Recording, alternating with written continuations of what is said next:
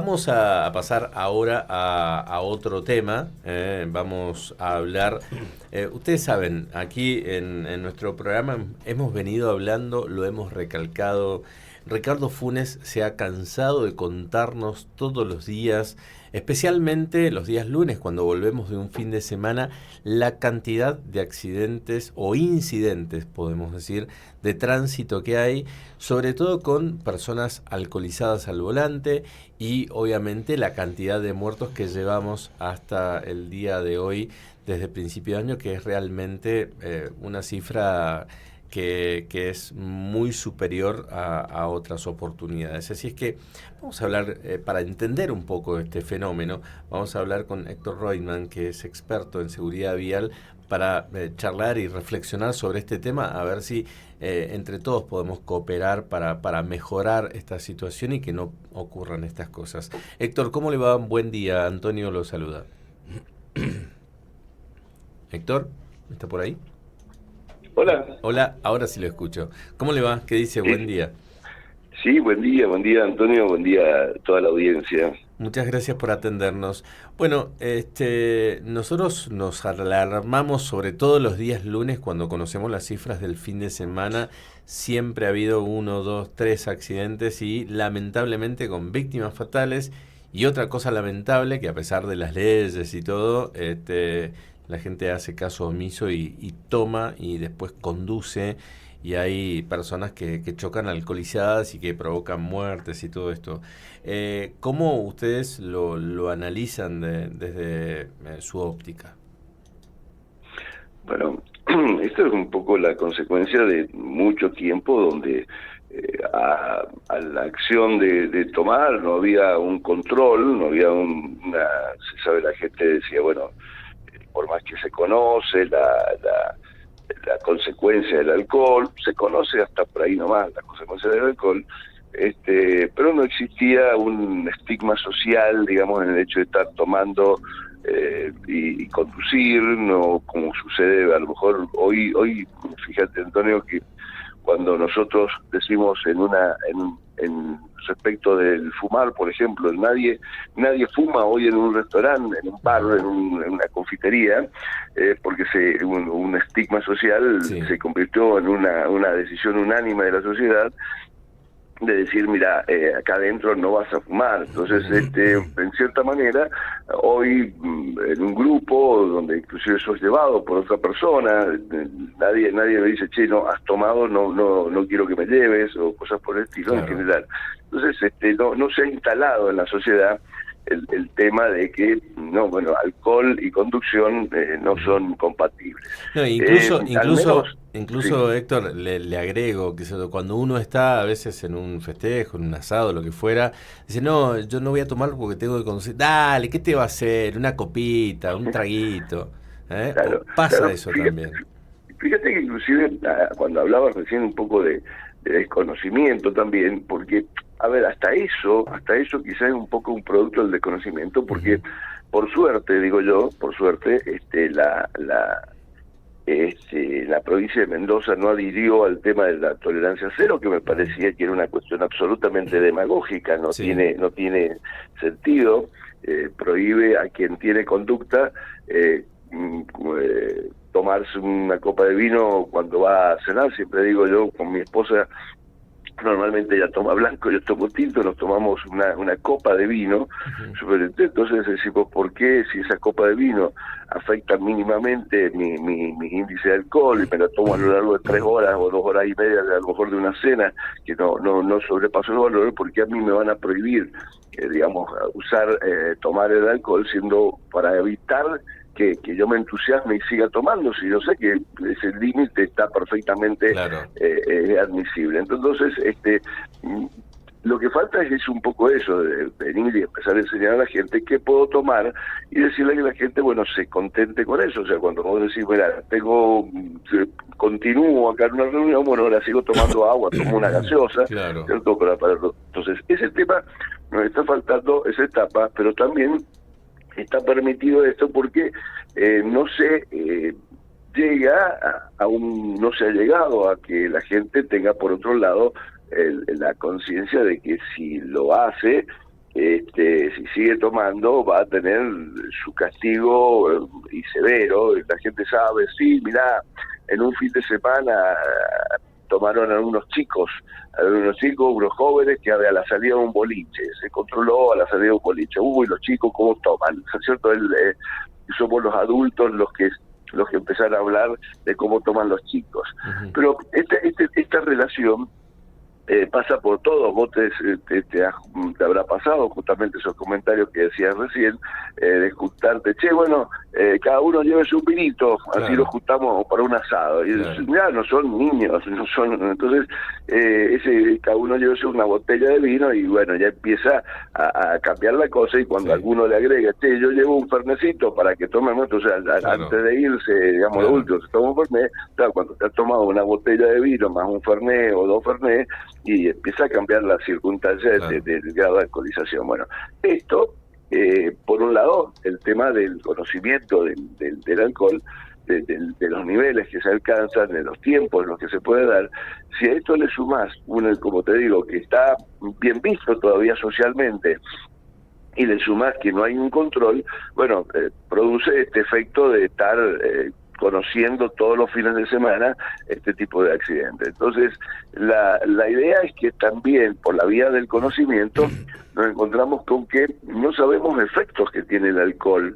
Creemos que solamente, si el alcohol, sí, por ahí mi visión, o sea, no se entienden bien cuáles son los efectos. Entonces, claro, los efectos. Entonces, cuando empezás a contarle a la gente, por ejemplo, que el alcohol produce una descoordinación cerebral en el tema de la visión estereoscópica, entonces tus ojos no coordinan bien la posición relativa. Todos sabemos que con un ojo vos ves con un ángulo, con el otro ojo con otro ángulo, y formamos esa visión estereoscópica que nos permite saber la profundidad a la que se encuentran las cosas. Exacto. Entonces se descoordina, el alcohol produce esa descoordinación, entonces ya no podemos calcular bien las distancias, claro, ¿cierto? Porque nuestros ojos están viendo una visión que no corresponde, que no nos permite dar la profundidad. Pero además tenemos que el efecto túnel.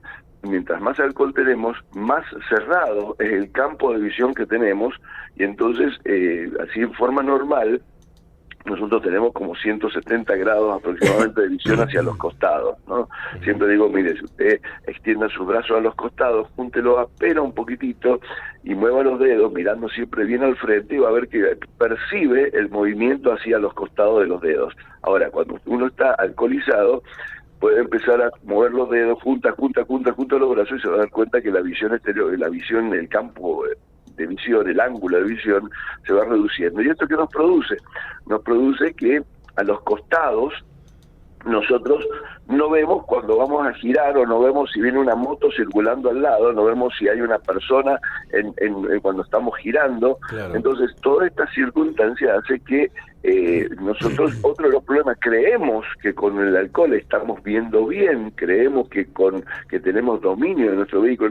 Si a mí no me hace nada, escuchame, tomado 2 botellas, ¿sabes qué? Puedo manejarlo más bien, pero uno no se da cuenta de esas cosas que va perdiendo la sensación de profundidad, va perdiendo el control de lo que sucede al costado por ese efecto túnel.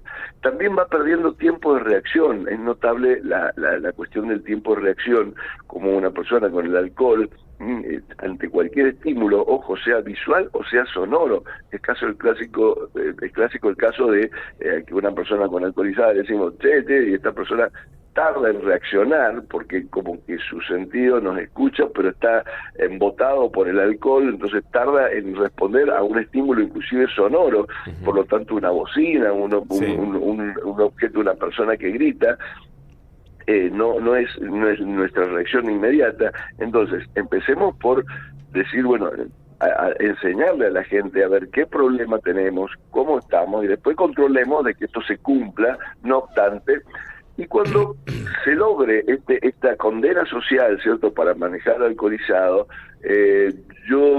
mi hija mayor vive en Estados Unidos, he ido muchas veces a visitarla, y te das cuenta que la sociedad ha informado una conciencia respecto del alcohol, que por supuesto que existe una porción de la sociedad que no está dispuesta a acatar, pero la gran mayoría de la sociedad como nos sucede a nosotros, como insisto, con otras cosas que sí hemos adquirido, te dice, cuando vos estás, vos estás con el auto, vos vas a manejar así, o sea, vos empezás a ver que te empiezan a mirar como que sos un incivilizado, que cómo se te ocurre si vos estabas manejando que vas a seguir tomando. Entonces, ese tipo de acciones, insisto, estamos muy lejos todavía, de hecho nuestro índice de siniestralidad está mucho más lejos, y bueno, estamos pagando las consecuencias. Y además en Estados Unidos, ya que lo menciona, no se puede llevar ni siquiera una bebida en el interior del habitáculo del vehículo. Si uno compra algo en el supermercado o en alguna casa de bebidas, tiene que llevarlo en el baúl, Exactamente, y no puede estar abierto. Y ni siquiera puede tomar una cerveza en la puerta de la casa o en la vereda, porque también está sancionado todo eso. Aquí Gabriel le quiere hacer una consulta. Héctor, el otro día repasábamos los números, ¿no?, de las personas fallecidas en los accidentes, especialmente durante este año, estos meses. 6 meses. ¿Existió antes esta cantidad de números, estas cifras? O yo no tengo recuerdo, no sé usted si anteriormente ocurrió esta cantidad. ¿En cuanto a números totales o en cuanto a números de personas alcoholizadas? No, totales.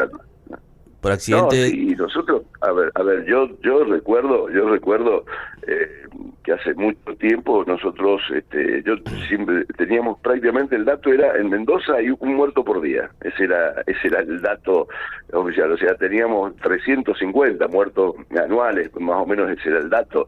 Entonces, sí hubo un descenso de la cantidad de personas fallecidas en accidentes de tránsito, y se estabilizó luego ese número aproximadamente en 250, y bueno, lo que pasa es que tampoco han sido muy buenas las estadísticas, la forma en tomar las estadísticas. Todos sabemos que durante mucho tiempo se ha contabilizado únicamente las personas fallecidas en el lugar, claro, y no las personas que fallecieron a lo largo después de 30 días, en realidad. En el trayecto también.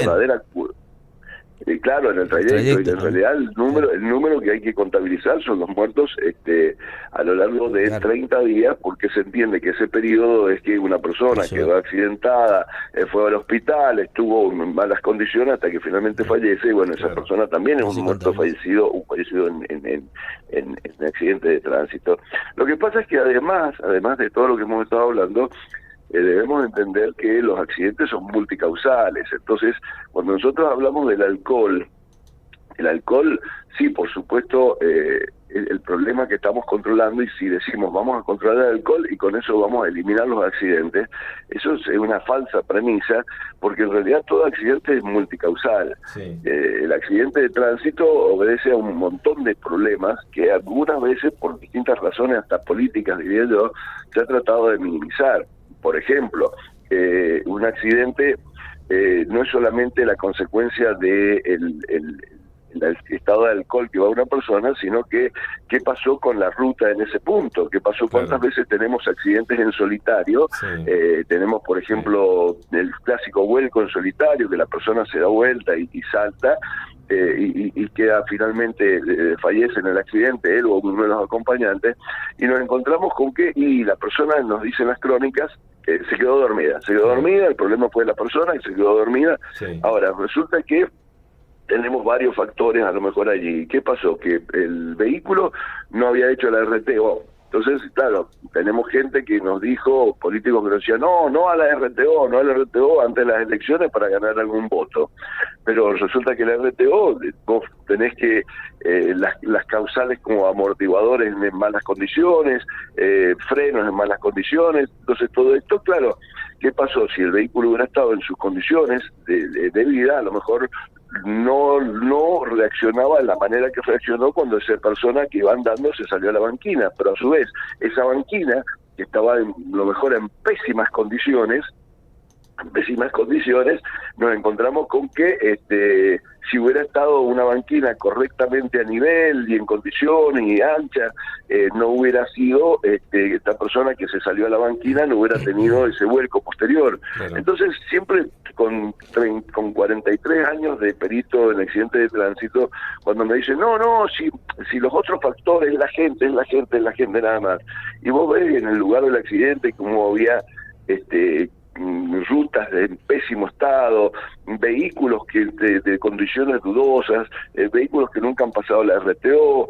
Entonces vos te empezás a decir que, y bueno, traspolan datos de Suecia y de otros países a lo mejor para decirte cuál es la influencia del vehículo, cuál es la influencia de la ruta, datos que claro, si vos decís cuál es el estado de los vehículos, no sé, en Suecia y de la ruta, ahí te vas a encontrar con que el accidente debido al auto o debido a la ruta es mínimo, pero pretender que acá nosotros con los caminos que tenemos, la falta de señalización que tenemos, con los estados de los vehículos que tenemos, los datos sean los mismos, es creer un imposible. Entonces, cuando vos tenés que tener una política pública para decir, vamos a atacar, vamos a esta siniestralidad elevada, y solamente decir, bueno, el problema es el alcohol, sí, está bien, vas a lograr, si controlás exhaustivamente el alcohol, vas a lograr reducir significativamente los accidentes debido a ese motivo, pero vas a seguir teniendo accidentes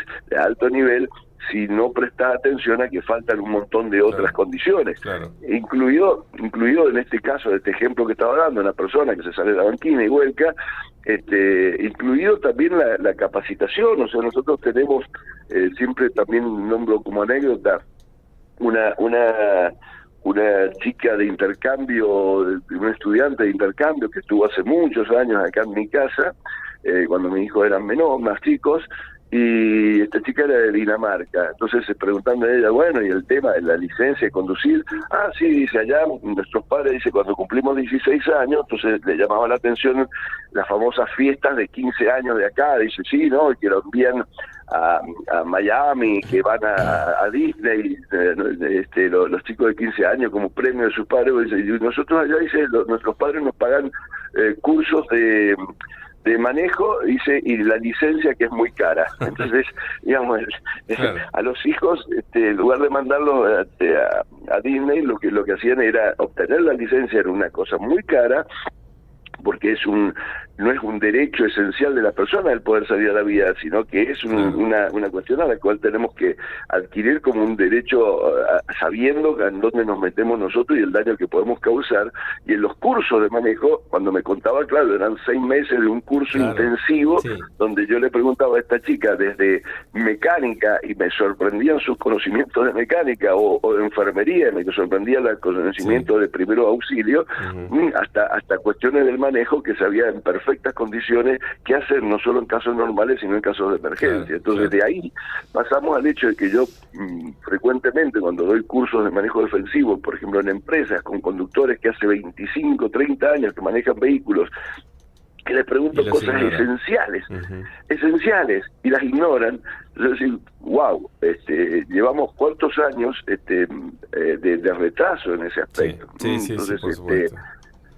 La idea básicamente es que hacemos agua por muchos lados. Entonces, cuando me preguntas por qué tenemos estas estadísticas, y por todo esto que te decía, es multicausal. O sea, habilitamos mal a nuestros conductores para que manejen, tenemos rutas en malas condiciones, vehículos a los cuales no controlamos, ¿cierto? Y además no se ha hecho carne en la sociedad el tema de una serie de hábitos donde te dice muy orgulloso, a lo mejor un amigo, dice, no, sí, yo a Mar del Plata y le pego en 14 horas.